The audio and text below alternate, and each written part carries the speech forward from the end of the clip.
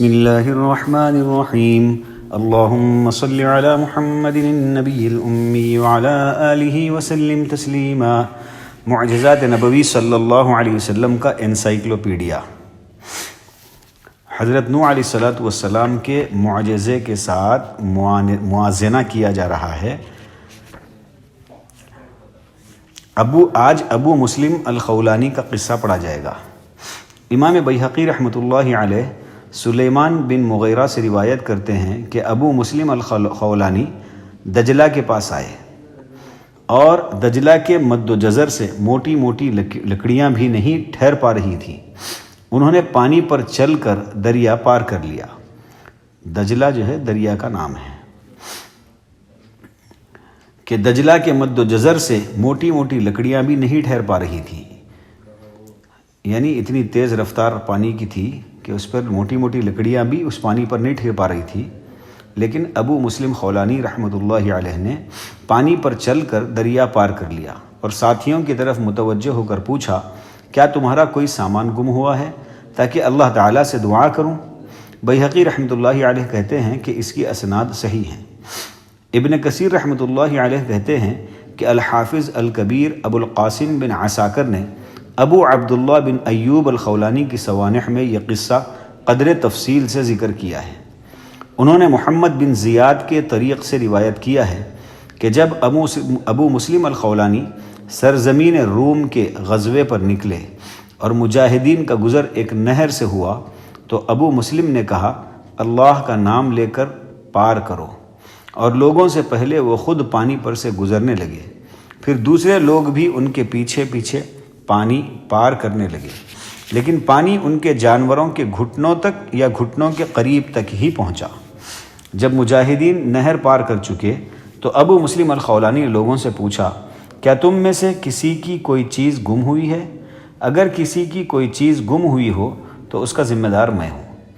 ایک آدمی نے جان بوجھ کر اپنا تو بڑا یعنی ایک تھیلا جس میں گھوڑے کو دانہ کھلاتے ہیں نہر میں ڈال دیا۔ جب لوگ آگے بڑھ گئے تو اس نے کہا، میرا توبڑا تو نہر میں گر گیا ہے۔ ابو مسلم الخولانی نے اس سے کہا، میرے پیچھے آؤ۔ اتنے میں وہ توبڑا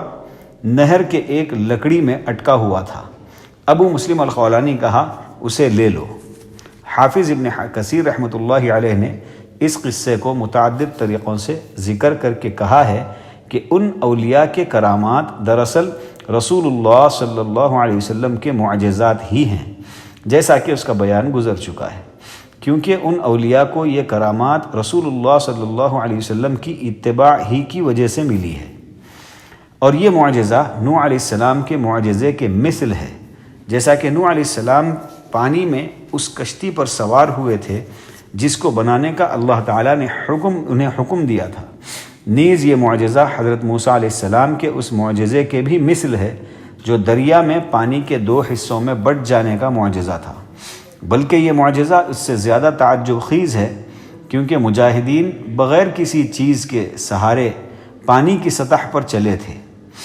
ہم نے علا بن حضرمی اور ابو مسلم الخولانی کا اور ان دونوں کے ساتھیوں کا قصہ جو ذکر کیا ہے اس سے یہ بتانا مقصود ہے کہ ان میں سے کوئی بھی گم نہیں ہوا اور نہ ہی ان کی کوئی چیز گم ہوئی۔ یہ واقعہ تو اولیاء اکرام کا ہے، لیکن اگر ایسی ضرورت رسول اللہ صلی اللہ علیہ وسلم کی موجودگی میں ہوتی تو پھر یقیناً اس سے بڑا کوئی معجزہ دیکھنے کو ملتا، کیونکہ رسول اللہ صلی اللہ علیہ وسلم سید الانبیاء خاتم النبیین اور اسرا کی رات یعنی معراج کی رات تمام انبیاء کرام سے قدر و منزلت میں اعلیٰ اور بیت المقدس میں اس رات ان کے امام ہیں، نیز جنت میں منزلت کے اعتبار سے ان تمام میں ارفع ہیں یعنی بلند ہیں، اور حشر قیامت کے دن سب سے پہلے شفاعت کرنے والے ہیں۔ ہم آگے موسیٰ علیہ السلام اور محمد صلی اللہ علیہ وسلم کے معجزات کے مابین تقابلی جائزہ لیں گے، یعنی ایک کمپیریٹیو جائزہ لیں گے جو موسیٰ علیہ السلام کے معجزات سے زیادہ ظاہر اور حیرت انگیز ہیں۔ لیکن ابھی ہم نوح علیہ السلام کے معجزات کا ذکر کر رہے ہیں اور ہمارے شیخ نے گزشتہ معجزے کے علاوہ کچھ اور ذکر نہیں کیا، لیکن حافظ ابو نعیم اپنی کتاب دلائل النبوہ میں لکھا ہے کہ 33ویں فصل انبیاء کے فضائل و معجزات اور ہمارے نبی صلی اللہ علیہ وسلم کے فضائل و معجزات کے درمیان مقارنہ کے بیان میں حقیقت یہ ہے کہ نبی کریم صلی اللہ علیہ وسلم ان تمام فضائل و معجزات سے نوازے گئے جن فضائل و معجزات سے دیگر انبیاء و رسل نوازے گئے تھے۔ مزید آپ صلی اللہ علیہ وسلم کو اسی کے مثل و مشابہ دیگر فضائل و معجزات بھی عطا کیے گئے۔ سب سے پہلے رسول حضرت نوح علیہ السلام ہیں، اور جو معجزہ انہیں دیا گیا اس میں ان کے غیظ و غضب کی تسکین اور ان کے جھٹلانے والوں کے لیے فوری سزا کے طور پر ان کی قبولیت دعا تھی، جس کی وجہ سے حضرت نوح علیہ السلام پر ایمان لانے والے اور ان کے ساتھ کشتی میں سوار ہونے والوں کے سوا روئے زمین پر بسنے والے تمام انسان و حیوان نیست و نابود ہو گئے۔ اور اللہ کی قسم، یقیناً یہ ایک عظیم نشانی ہے جو قوم نوح کی ہلاکت کے بارے میں اللہ تعالیٰ کی لکھی ہوئی تقدیر کے موافق انجام پذیر ہوئی۔ اسی طرح سے جب ہمارے نبی صلی اللہ علیہ وسلم کو آپ کی قوم نے جھٹلایا، آپ کو طرح طرح کی تکلیفیں دی اور آپ کو اللہ تعالیٰ نے جو قدر و منزلت دی تھی اس کا مذاق اڑایا، حتیٰ کہ مردود عقبہ بن ابی معیط نے سجدے کی حالت میں آپ صلی اللہ علیہ وسلم کی پیٹھ پر اوجھڑی لا کر ڈال دیا، جسے حضرت فاطمہ رضی اللہ عنہا نے آپ کی پیٹھ سے ہٹایا اور ان لوگوں کی طرف مخاطب ہو کر برا بھلا کہنے لگیں۔ چنانچہ جب رسول اللہ صلی اللہ علیہ وسلم نماز سے سلام پھیر چکے تو اپنے دونوں ہاتھوں کو اٹھا کر یہ بددعا کی، یا اللہ قریش کے سرداروں کو ہلاک کر۔ پھر آپ صلی اللہ علیہ وسلم نے نام لے لے کر بددعا کی، یا اللہ ابو جہل، عتبہ، شیبہ، ولید بن عتبہ، امیہ بن خلف، عقبہ بن ابی معیط اور عمارہ بن ولید کو ہلاک کر دے۔ ابن مسعود کہتے ہیں کہ قسم ہے اس ذات کی جس نے آپ صلی اللہ علیہ وسلم کو حق کے ساتھ مبعوث فرمایا ہے، میں نے ان تمام کو جن پر آپ صلی اللہ علیہ وسلم نے بددعا کی تھی بدر کی جنگ میں پچھڑا ہوا پایا، پھر وہ سب بدر کے ایک کنویں میں گھسیٹ کر ڈال دیے گئے۔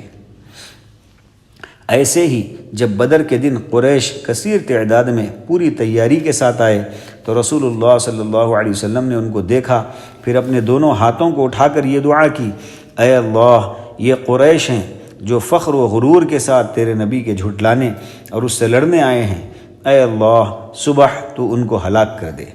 چنانچہ ان کے 70 سردار قتل کیے گئے اور 70 شرفاء قید کر لیے گئے، اور اگر اللہ چاہتا تو انہیں تہ تیغ کر دیتا کہ نہ رہے بانس نہ بجے بانسری، یعنی تلوار کے نیچے کر دیتا، قتل کروا دیتا، لیکن اپنے نبی کی شرافت اور بردباری یعنی برداشت کرنے کے مادے کی وجہ سے ان لوگوں کو باقی رکھا جن کے بارے میں مقدر ہو چکا تھا کہ وہ عن قریب اللہ اور اس کے رسول پر ایمان لائیں گے۔ اور آپ صلی اللہ علیہ وسلم نے عتبہ بن ابی لہب پر بددعا کی کہ اللہ اس پر کتے کو ملک شام میں مسلط کر دے، چنانچہ شہر بصرہ سے قبل وادی زرقا کے پاس کتے نے اسے مار ڈالا۔ اللہ تعالی ہم تمام کو نبی پاک صلی اللہ علیہ وسلم کی عظمت کی توفیق نصیب فرمائے، نبی پاک صلی اللہ علیہ وسلم سے سچی پکی محبت، عقیدت، اطاعت اور اتباع نصیب فرمائے، آپ صلی اللہ علیہ وسلم کا دیدار نصیب فرمائے، آپ صلی اللہ علیہ وسلم کی سنتوں والی زندگی مقدر فرمائے، آپ صلی اللہ علیہ وسلم کے دست مبارک سے حوض کوثر سے جام کوثر نصیب فرمائے، آپ صلی اللہ علیہ وسلم کا پڑوس ہم تمام کو آخرت کی ہمیشہ کی زندگی میں نصیب فرمائے۔ وآخر دعوانا ان الحمد للہ رب العالمین۔